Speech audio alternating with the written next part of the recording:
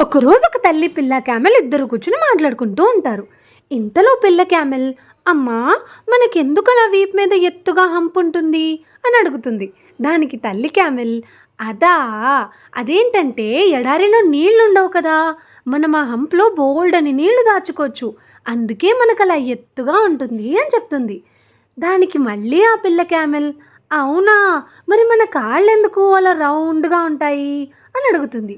దానికి వాళ్ళమ్మ, డెజర్ట్ ఇసుకలో మనం జారకుండా కంఫర్టబుల్గా నడవడానికి మన పాదాలు అలా రౌండ్గా ఉంటాయి, అలా రౌండ్గా ఉండడం వల్ల మనం డెజర్ట్లో హాయిగా నడవచ్చు అని చెప్తుంది.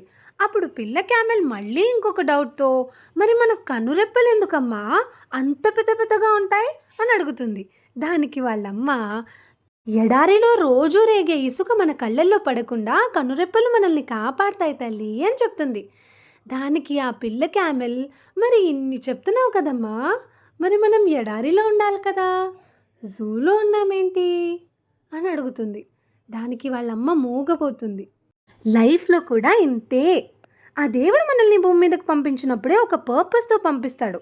అలా ఎదిగే కొద్దీ మనం కొన్ని టాలెంట్లని డెవలప్ చేసుకుంటాం.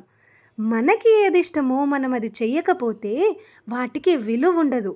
ఒక డాన్సర్ని పాట పాడమంటే ఆ పాట వినేలాగా ఉంటుందా? అదే ఆ డాన్సర్ నలుగురిలో డాన్స్ చేస్తే అందరూ ఎంజాయ్ చేస్తారు. నీ టాలెంట్ ఏంటో, నువ్వు ఏది చేస్తే నీకు విలువ ఉంటుందో నువ్వే ఆలోచించుకోవాలి. కథ నీకు నచ్చిందా? జాగ్రత్త.